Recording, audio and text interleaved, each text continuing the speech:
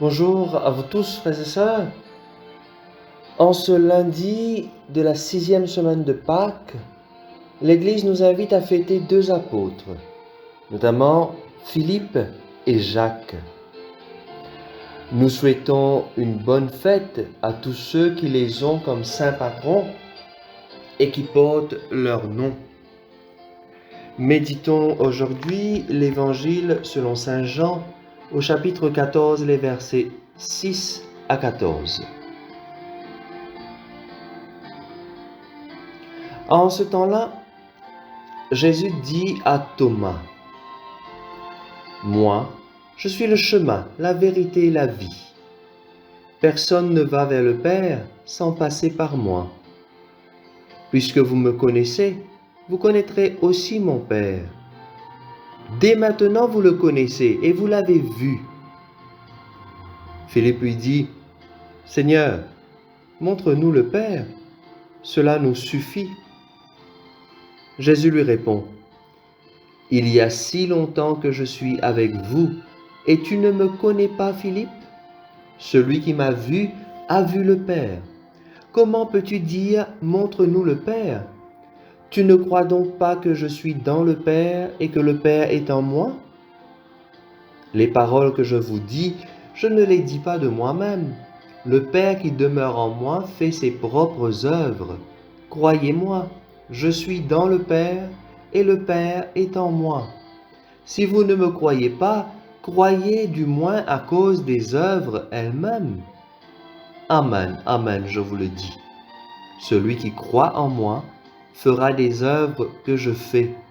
Il en fera même de plus grandes, parce que je pars vers le Père, et tout ce que vous demanderez en mon nom, je le ferai, afin que le Père soit glorifié dans le Fils.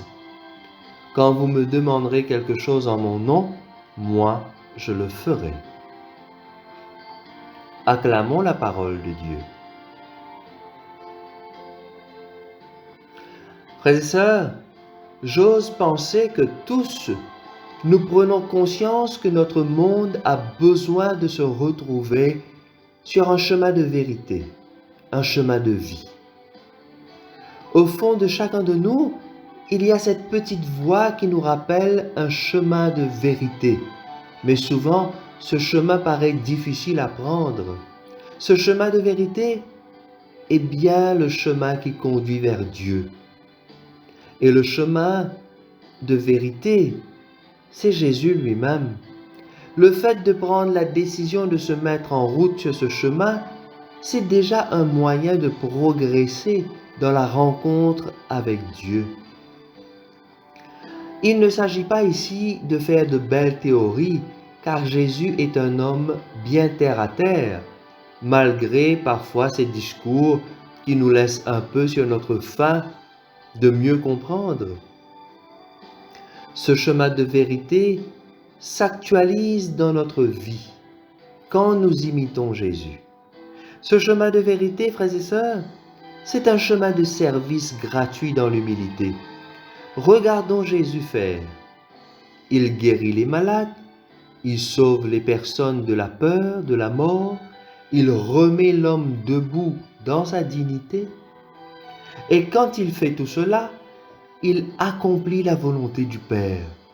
Même plus, en Jésus, c'est le Père lui-même qui agit. Quelque part, tout cela interpelle Philippe, qui demande, « Seigneur, montre-nous le Père, cela nous suffit. » Et Jésus va lui répondre, « Il y a si longtemps que je suis avec vous, et tu ne me connais pas, Philippe? Celui qui m'a vu a vu le Père. Comment peux-tu dire, montre-nous le Père? Tu ne crois pas que je suis dans le Père et que le Père est en moi? Les paroles que je vous dis, je ne les dis pas de moi-même. Le Père qui demeure en moi fait ses propres œuvres. » Voilà ce que dit Jésus à Philippe.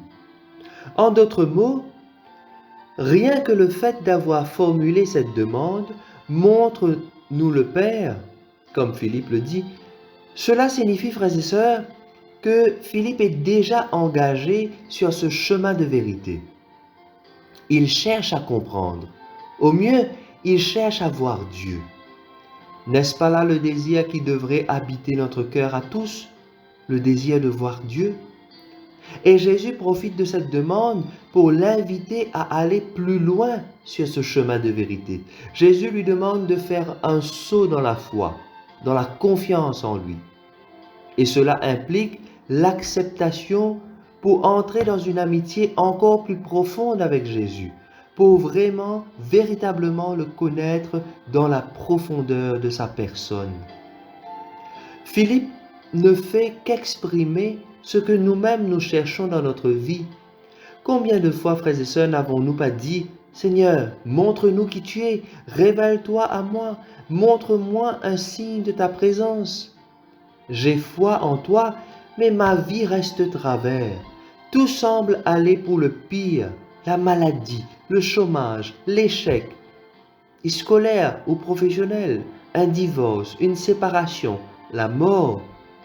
Toutes ces expériences humaines, si difficiles à vivre et à surmonter, alors que nous faisons soi-disant route avec toi. Mais je ne te vois pas, Seigneur.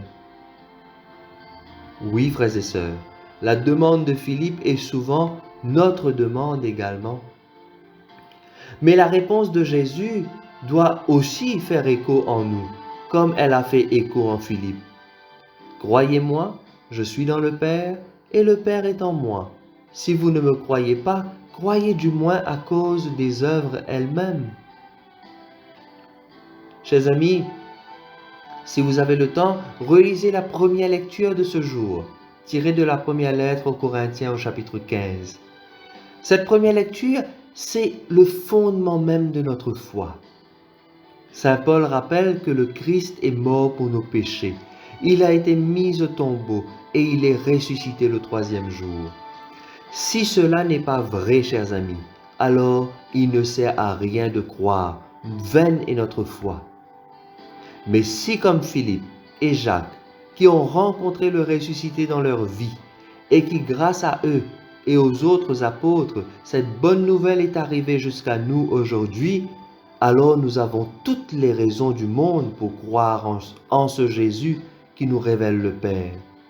S'il a donné sa vie pour nous faire entrer dans sa gloire, c'est bien pour nous dire que la foi en lui peut nous faire soulever des montagnes. Bien sûr, nous ne comprenons pas tout. Bien sûr qu'il y a des choses ou des événements qui nous dépassent, comme actuellement avec la pandémie. Mais c'est bien dans ces moments-là qu'il nous invite à lui faire davantage confiance, à nous abandonner, à nous reposer dans son amour. Alors demandons à Dieu cette grâce, frères et sœurs, que nous puissions nous mettre en route comme Philippe et Jacques, avec ce désir grandissant de voir Dieu et surtout de reconnaître sa présence dans nos vies. Amen.